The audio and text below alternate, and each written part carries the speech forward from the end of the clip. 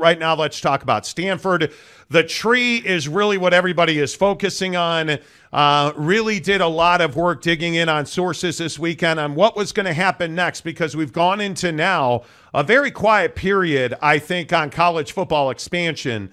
And we're hearing a lot about independence and Stanford University, because our sources have told us that Stanford has reached out to the remaining 4 Power 5 conferences. Now, of course, that's Pac-12 could rebuild, stay Power 5, blah, blah, blah. But the remaining intact Power 5 conferences have all had hesitation to add Stanford. The SEC has never been a go. The ACC really was never going to be a go, I don't think. And then the Big Ten and the Big 12 have just not shown the willingness to go beyond their current membership to get Stanford into their conferences. And we were told by sources close to the situation that Stanford simply does not want to step down to a G5 level. But, Jake, I think the biggest question is, can Stanford survive as an independent? Yeah, I mean, I think that's a pretty tough proposition. I think that, you know, Stanford, of course, is a brand. You guys all know we've beat this thing into the ground with Stanford. Like, you look at Stanford and you say, hey, like, yeah, you've got a great athletic department, one of the leading athletic departments in the country, but at the same time, you're not generating revenue in football and basketball, which has been the struggle. Now, that's not to say they couldn't do that if they put their mind to it and their finances to it. I think everyone knows that they could, because they have in the past. It's just right now, it's like, hey, how long would it take for Stanford to really get back on the horse here in those two areas of their athletic department? On top of that, you have geography being a huge hurdle, and I think that's why Stanford has struggled so much to find a home here, because they don't want to step down to a G5, but a conference like the ACC is not a great fit for them geographically speaking. The Big Ten is probably the biggest or the best fit for them of the remaining Power 5 conferences, but the Big Ten doesn't have a real thirst for Stanford right now, because the Big Ten wants for the ACC to melt down. So for me, I look at it and I say, okay, the Big Ten's going to wait for the ACC. You're not a fit for the ACC yourself. You're definitely not going to the SEC, and the Big 12 is allegedly done for the most part, looking at a couple of maybe smaller schools to expand with. So that's why I say I just think Stanford has found itself between a rock and a hard place here, and no, I don't know that they can survive independence. You're going to have to prove to me that you're willing and able, with your academic standard, to still field a productive and attractive product to TV partners in football and basketball. Because that's, as you said jokingly with Notre Dame, like, that's the only reason Notre Dame can survive independence in football, because everybody wants to watch Notre Dame football. That's the only reason they're able to continue in independence in football, and frankly, that is also the reason they're in the ACC with all their other sports. So for me, I look at this and I say it's a very simple proposition for Stanford. You're either gonna acquiesce a little bit here, and I'm not saying you got to bring your academic standard way down or do radical changes, but you're gonna have to come to the middle a little bit. You're gonna have to find a way to embrace the fact that football has to be better.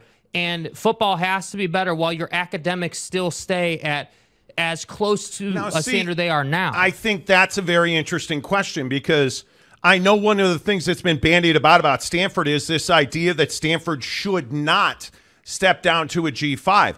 I'm 100% on board with that.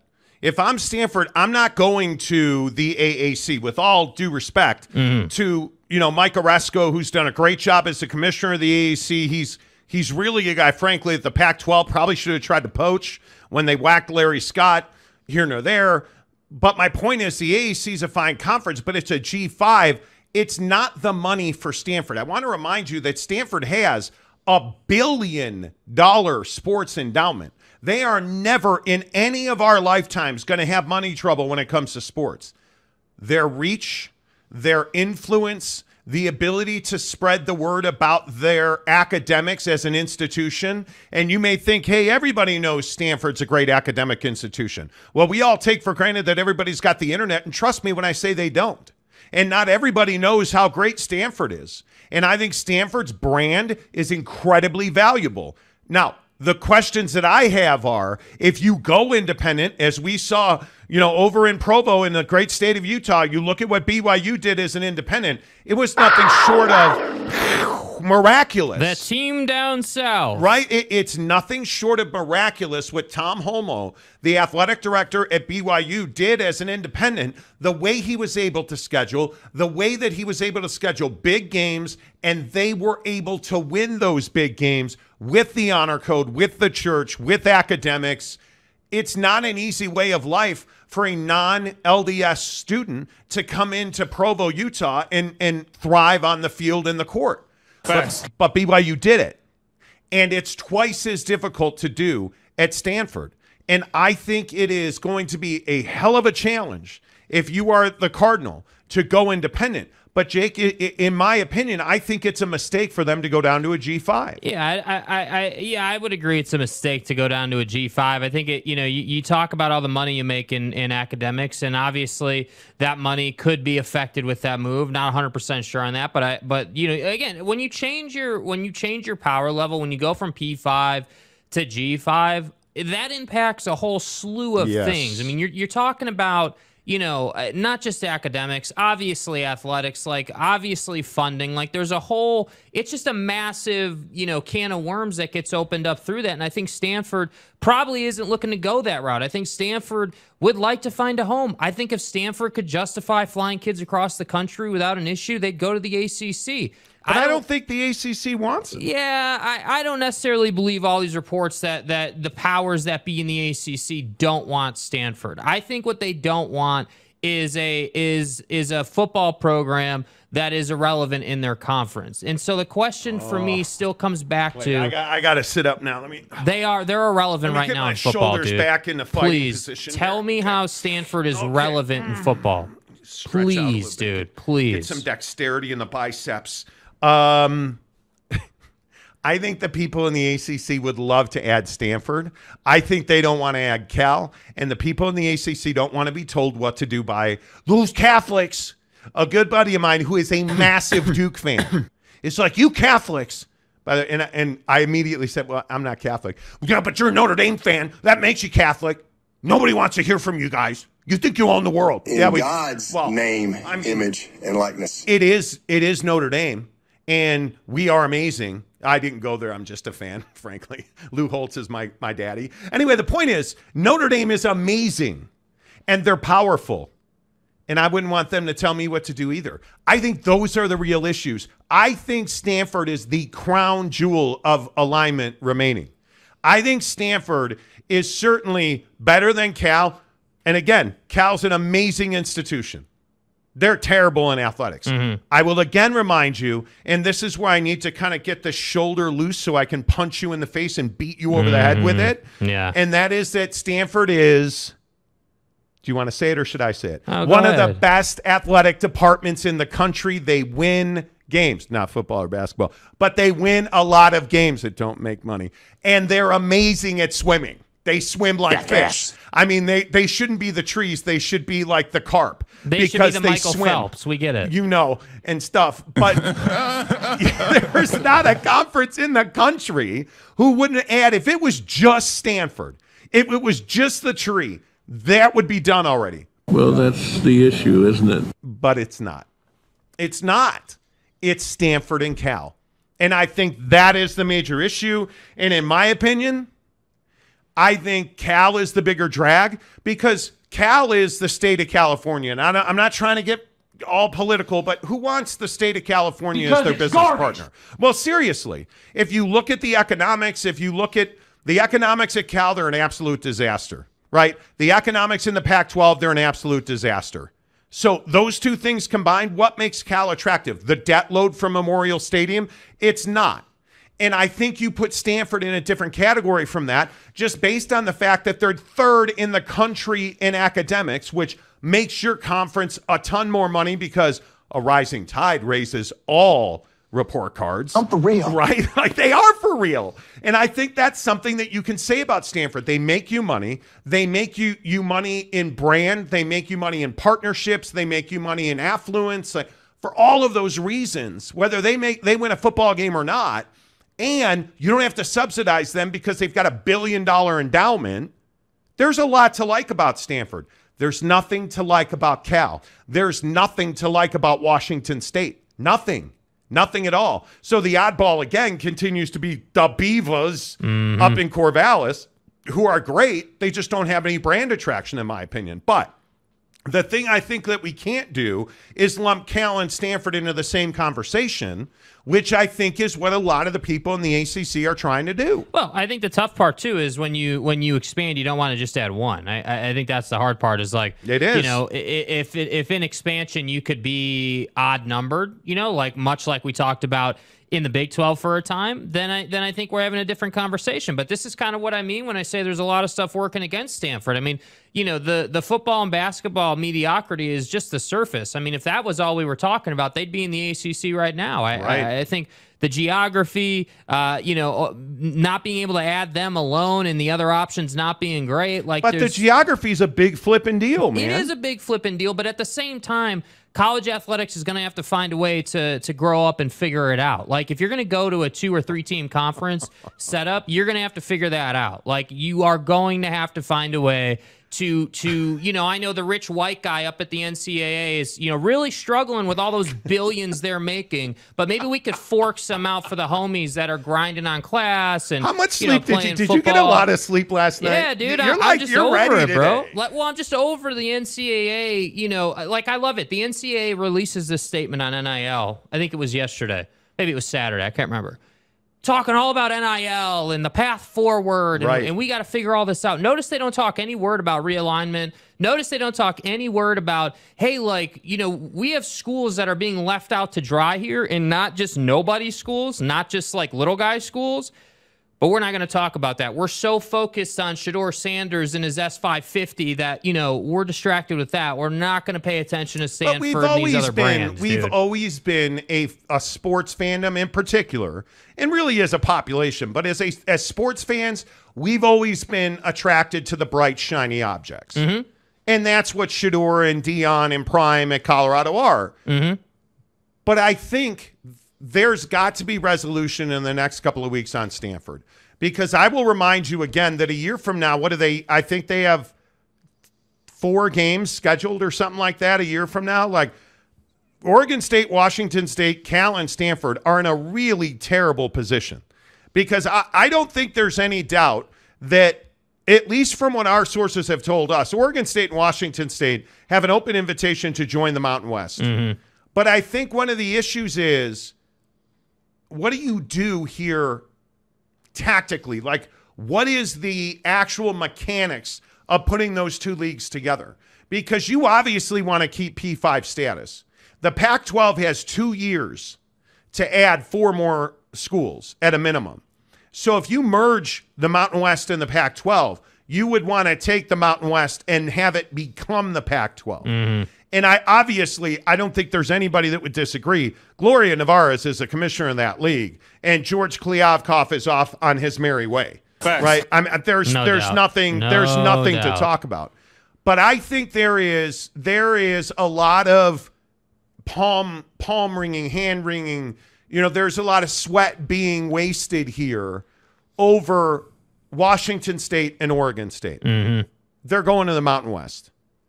The question is Stanford and Cal, because I think even if it is only 3 more years under the Mountain West TV contract, if you can just get that to $10 million a year, that's a huge raise and not that much of a decrease for those in the Pac-12. And the question is, if you are able to merge the Mountain West and the Pac-12, does Stanford stay there?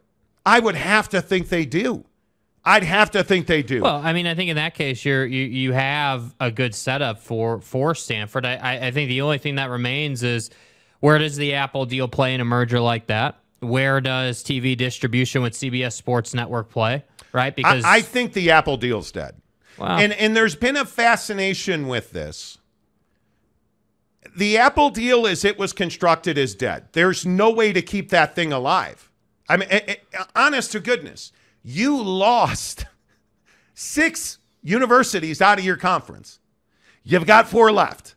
There's no going back. There's no going back. Whether you're selling Girl Scout cookies door to door or not, I don't care what that deal was. It's Snickers bars, please. My bad. Whether you are selling Snickers bars door to door, I don't care. That deal's dead. Yeah. You're starting from scratch. And the quickest way to do that, and it's been explained to me 100 times, you can get this done in weeks. This is not something that takes months, 6 months, isn't that why we're year. here? Isn't that why we're here? Because ultimately it gets done very quickly. Yeah. Yeah, I wouldn't disagree with that. And I think the Pac-12, for everything that it has not been, there's still value there if you can combine the Mountain West and the Pac-12. Because and I know that I get my ass kicked on this show every time I say this. Boise State has value. What would I do without you? Right? If you look at the teams in the Mountain West, the schools in the Mountain West, there's value there. I don't think there's any doubt. Jake's got this Stay hard. certain swelling below the belt line. And a certain affinity. For this, thank you, sir. Thank you, President Robbins, for this Big 12 or this Big 10 championship game in Las Vegas. I happen to think Las Vegas is played. I think that the Big 12 has done a really good job of extricating themselves from Las Vegas. Doesn't mean I don't like the Vegas market. I just think it's oversaturated. So the Big 10, and for those who didn't hear, the Big 10 is in conversations.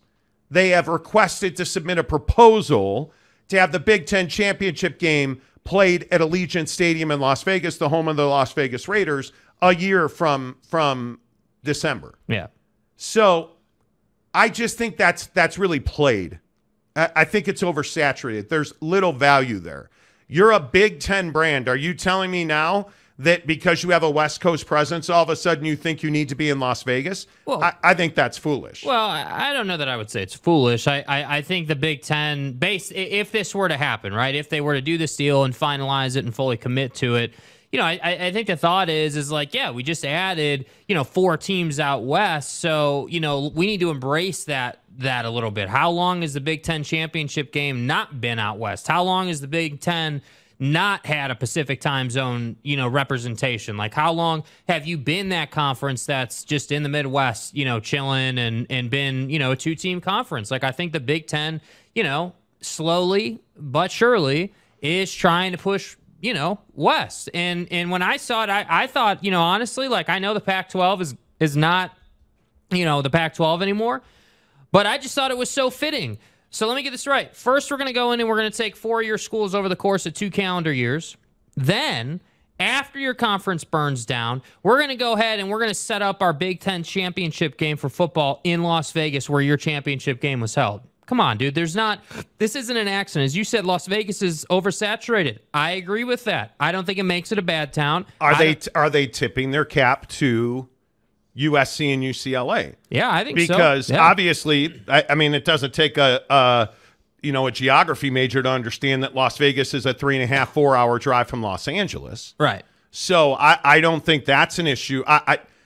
On that end, I think it's smart. But if you're going to Las Vegas, if you're the Big Ten going to Las Vegas, aren't you assuming that a year from now USC is going to be in that championship game? Yeah. Well, maybe you're hoping, not assuming, but you're hoping that. Yeah, I mean, I think I think what you're saying is, or what the Big Ten is saying is they're playing the odds. They're saying, okay, probably USC, but one of those 4 teams out west is going to be in the championship. Well, it's your game. favorite football coach, Lincoln Riley. Right, my favorite. Hey, let's get to the college football playoff and not win anything, Lincoln Riley. Right, Lincoln Riley, who doesn't coach defense. Make a bunch of Heismans. I mean, he's going to lose every game, 79-78. Little Kyler and his sports bra were looking really nice at Oklahoma, right? Like Baker was looking real nice at Oklahoma. With you? Nothing. Why are you at Jalen Hurts went to Oklahoma? Yeah, but now what did Jalen Hurts do? Lost he the signed Super a deal Bowl. with Jordan, and he lost the Super Bowl. Who the hell knew? Lincoln Riley's guy didn't do anything. Who knew? Wait, Lincoln Riley's guy got to a championship Sorry, folks, game that's what it is. and lost? Who knew? Who knew?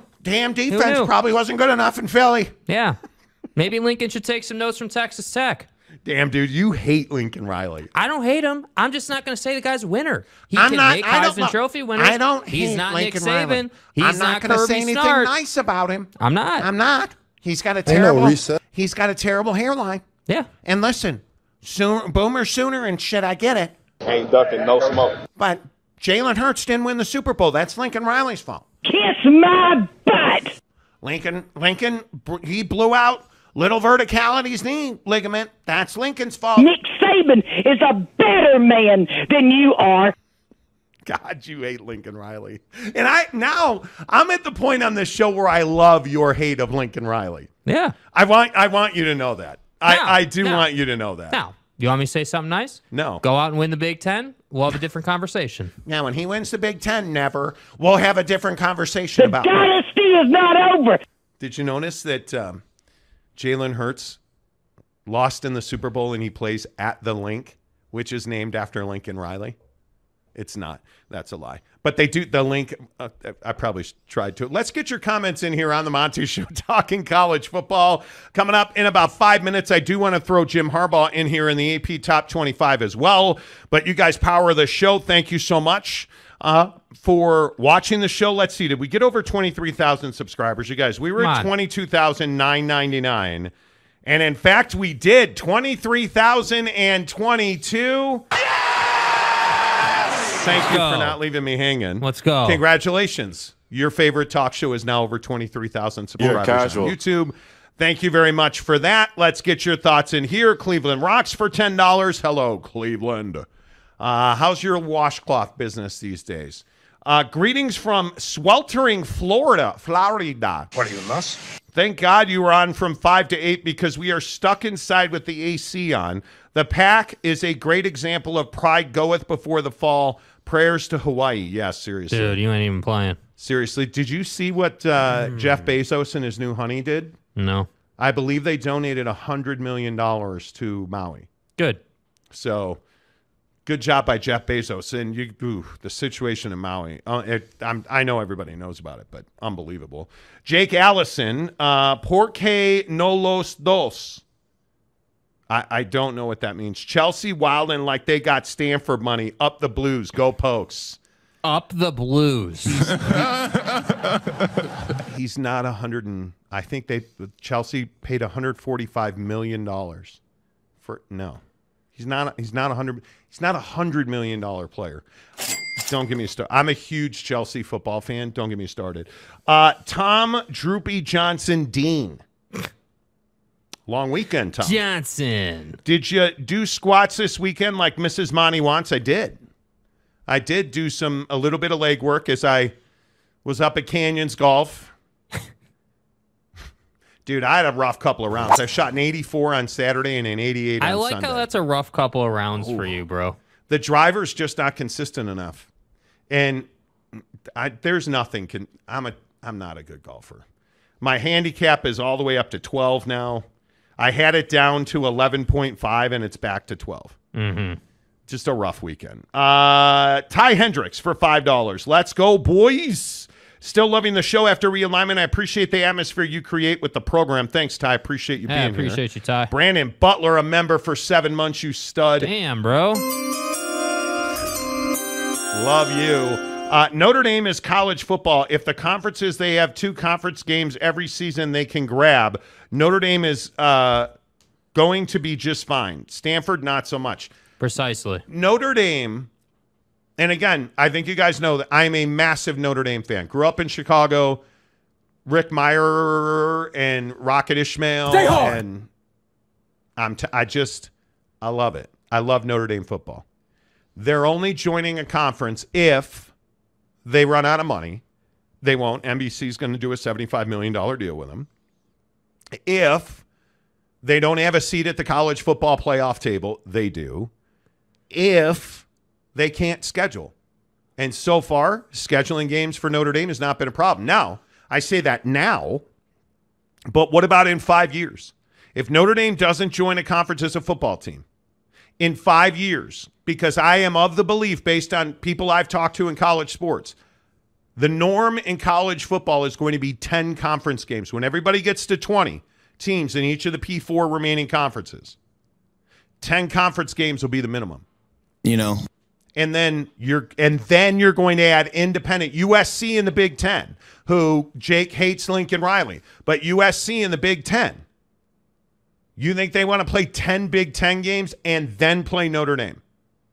That just doesn't feel like smart business for people that are really smart at winning football games at USC or any other conference in this country. I don't know. I don't know what sense that makes. Jacob DS50 for $2 says, if the Pac merges with the AAC, should Boise worry? I mean, at some point, don't you, and you guys tell me, and I don't know where you guys come down on this, but I feel like the AAC in the Mountain West, they're at a tipping point. You either win the Pac-12 Derby, right? You either get these 4 teams. Even if you just get Oregon State and Washington State, I think it pushes the Mountain West its status way up. Are we clear on that? Because I think Oregon State is going to be that playoff buster as a G5, let's say. But if the AAC is somehow able to pull Cal, Oregon State, Washington State, now I think the Mountain West is in trouble. Because no matter what J.D. Wicker, the athletic director at San Diego State, says, there's no doubt that San Diego State's trying to be a disruptor. I don't think there's any doubt about that. They are trying to game their own system, and my feeling is that the Mountain West either solidifies their foundation with at least 2 of the 4 remaining out of the Pac-12 and potentially 3 of the 4, or I think we're going into another situation where a conference is going to have an existential crisis. Facts. Are we going to be here in 2 years, or are we not? When our TV contract is up in 3 seasons, do we get another one? The answer is probably not, because I don't believe we've seen even close to the end of college football realignment. We're just getting started. This is just the beginning, in my opinion. I truly believe that when you ask, should Boise worry? Boise should worry, because Boise's been that team that everybody talks about. Are they a P5? They're spending tens of hundreds of millions of dollars to upgrade facilities and programs up in Boise, because they know they're going to get one shot, maybe, because Boise's not the team. And Jacob, you tell me, Boise's not the team that's right off the tip of your tongue. Man, we need to add a team. What about that team on the blue turf? No, they're not. They're not. I think right. I think there has to be more consolidation in college football before Boise State or teams like Boise State at that level are going to be considered. And I think that there has to be, honestly, what I think after the whole SMU debacle and them trying to pay their way into the ACC, I think we need to have a process put in place for eligibility into a Power 5 conference. I think the system has to change. In its current format, G5s don't really have a pathway to a Power 5 conference, even if you are, a San Diego State type who's got a great stadium and you've got the infrastructure and the teams in place to really start to climb your way into a P5. There's not a thing that you can do. It's not like overseas in soccer. Hey, win this, win that, and now you get your shot in the English Premier League or whatever the case may be. We need a pathway. So when we talk about Boise State, yeah, they got blue turf. Yes, nice program. But they're far from a P5 right now, and most of that is just simply funding. Funding, but also there's a real weak value proposition at Boise. Just the reality of the situation. You're in a small market that is probably at its human cap, although more and more people continue to move to Idaho. I think you're never going to be a P5 caliber TV market. I think you have not shown the ability to consistently perform in the top 15, 10, top 5 in college football. And more to that, you haven't ever shown yourself to be a consistent basketball university. I think you're lacking a value proposition. I think that's the hardest part for Boise to accept, because if you're Stanford and you suck at football and basketball, well, you're the number 3 educational institute and you essentially mint your own money. So you can look past that. If you're Cal and you suck at football and basketball, well, guess what? We bring a massive TV market. You bring the Bay Area. But look at what Colorado did from a relevancy standpoint. Well, what Colorado do? Colorado broke their mold, right? they lit the world on fire. They decided, hey, we need to become relevant because we see realignment coming, and we see that we don't have a strong value proposition to TV partners, so what are we going to do about it? Well, we're going to lower the academic standard a little bit to make it a little bit easier for athletes to get in. We're going to bring in Deion Sanders right at the right time after what he did at Jackson State. And then after the Pac-TV deal plays out, we're going to go ahead and jump to the Big 12. That's how they did it. Yeah. Literally. So if you're Boise State, yeah, you have to create that value proposition. If you're Stanford, you have a portion of the value proposition, just not the full one. That's the problem here. So that's why I say every school is a case-by-case thing. It doesn't, like for Boise State, it doesn't mean that you can't ever be a P5, but you're going to have to do something that catches the attention of everybody. Totally like agree. you're going to have to do something that Fox is like, holy crap, like we got to start paying attention Gotta to have this. it. Gotta Yeah, have it. you know? And again, what did the Pac-4 do? Well, they hired Oliver Luck. Mm-hmm. And I guarantee you, Oliver Luck, Andrew Luck's dad, like longtime administrator, schemer. Like he's a guy who doesn't show up to just say, well, I like that other shade of wallpaper better. No, he's here to make deals. And Oliver Luck, I know, has already, at least I've been told, had phone conversations with Gloria Nevarez in the Mountain West. And I guarantee you he is going to meet with the AAC. Yeah. They're going to try and find a path forward to growth. And the question is, who's signing the checks for Oliver Luck? Because if it's George Kliavkoff, well, he's going to the AAC. Because if he goes to the Mountain West, he's out of a job. Yeah. Now, again, I will tell you, and not that you probably care about this, Mike Oresco, the conference commissioner of the AAC, a guy I've known a long time, that's an operator. That's one of the best commissioners in the country. And if you are the Pac-4 and you allow George Kliavkoff to remain your commissioner, nobody's going to feel sorry for you because, again, why don't you just, the four of you, get violins and sit on the deck of the Titanic? Because if George Kliavkoff is piloting your ship, you're going to hit an iceberg. Yeah. That guy, you need to cast that guy off. If Oliver Luck works at the behest of George Kliavkoff, they're going to the AAC. There is no doubt about that. Yeah. In my mind, anyway. Yeah. But, again, conjecture. Zesty, excuse me. Zesty's retro in games. Way too early, top 5 college basketball teams. The Big 12. Bro, thank you. It's way too early. Dude, it's August 14th. We ain't even kicked off in college football, Zesty. Aztec Pads 88. Thinks she is good, but worried Gloria Nevarez is stuck with the New Mexico Prez on Mountain West expansion is all too similar to Schultz and Kliavkoff. I totally disagree. I think Gloria Nevarez could add 10 teams today if she wanted to. But I think they are being very pragmatic because why show your hand to anybody? They have, according to our sourcing, they have verbally invited all 4 members of the Pac-4.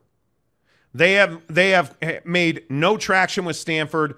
I'm told that as soon as Stanford makes a decision, Oregon State and Washington State would join the Mountain West. I mean, it's not a tough reach. Yeah. Right? The question is, where do the TV networks want these guys to go? Because I think that's a huge part of this. And frankly, if we're talking about TV contracts, Fox and CBS are at the helm on the Mountain West. So the question is, again, if you want to be a P5, you got to stay in the Pac-12. If you add the Mountain West to the Pac-12, does Fox and ESPN get back on board? To your point, does Apple come back on board and say, hey, why don't we, let's connect and do a let's deal? Figure it out, Because I still think that's a terrible decision, but Yeah. that's just my opinion. Yeah. Can you get Amazon interested? I don't know. But there are places you can go. And people who I think would do a deal as long as George Kliavkoff's not the one ringing their phones. Yeah, well, and I think the reporting on what George's role is right now has been that he's not the one at the table. He's not in those decision-making conversations. He's just simply running day-to-day operations in the conference and just kind of keeping the thing running while these presidents and Oliver Luck apparently are figuring out where to go. And I think, folks don't know. Folks don't know who Garnett Stokes is.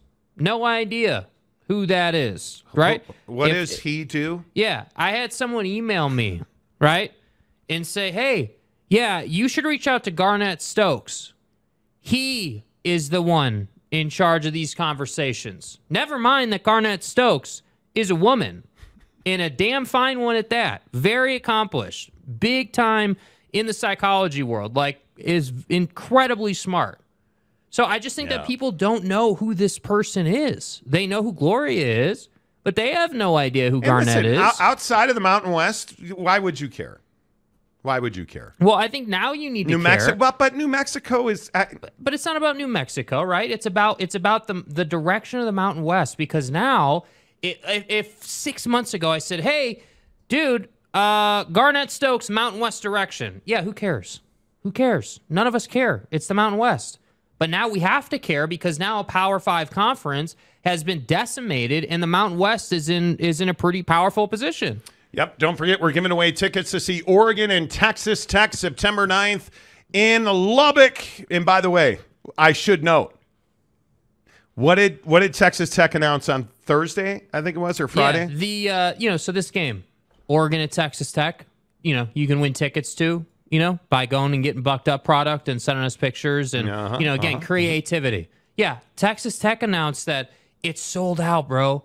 It's sold 100% sold out. And you know what they also announced? That the Houston game is sold out, and that they've almost sold out of most of their games now. So you're literally getting tickets to a game that you can't get tickets to anymore. Yeah. So I'm telling you, this game is going to be incredible. Yep. We want to give you a pair of tickets. And I can tell you right now, listen, I understand in our Monty Show exclusive members only group on Instagram, you hit the join button for $9.99. We'll read all of your comments first, and we'll put you into our members only Instagram group. Listen, I'm telling you that Aaron Wilson is hot to trot after these tickets. Mm-hmm. As a Texan. But I told him today, hey, man, only TCU fans are going to have access to these tickets. And immediately, our guy, Boss Frog, was like, oh, yeah, I'll buy a case of Bucked Up today. Mm-hmm. Today. I love jabbing Aaron Wilson because he's such a terrible Texas Tech fan. All you have to do is interact with our friends at Bucked Up Energy, the official energy drink of the Monty Show. Oh, is it time? BuckedUp.com. Hey, dude, it's always time for a buckshot. I'm telling you, buckshot is where it's at. It's 200 milligrams of caffeine, but you guys, it gives you a lift mentally. The way that I golf, while ugly and really the end score is not good, I can't make up for the fact that I'm a terrible golfer. I will tell you, when I take Bucked Up, you know what gets better? My club selection and my putting gets better because my mind's more at ease. I'm thinking better. It gives you a little zip. So whether you're on the golf course or whether you're at 1 o'clock and you're having a carb crash right now because you had fries and a sandwich for lunch, hook it up. Bucked Up's the solution. Do it now. Do it. Don't forget, Callum Von Moger. In studio. Going to put up on the channel tomorrow. Super stoked for that. Callum Von Moger is going to be in studio with Ryan Gardner, the CEO and founder of Bucked Up tomorrow.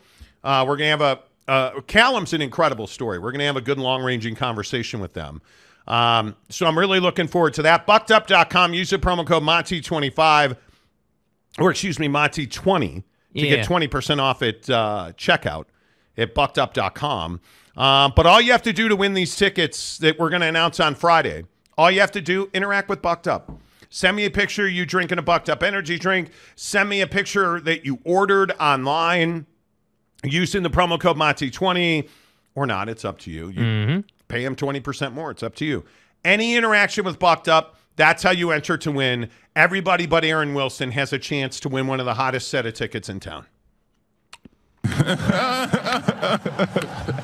Aaron, I love you, dude. I'm kidding. You're not going to win, but you know. I mean, A lot of people have entered already. Tom Droopy Johnson Dean, bucked up energy to do squats to make your missus happy. That's right. I will say that Mrs. Monty, I golfed 2 rounds this weekend. She did I think she did a 20-mile bike ride. Ooh. And she did like a 7-mile run.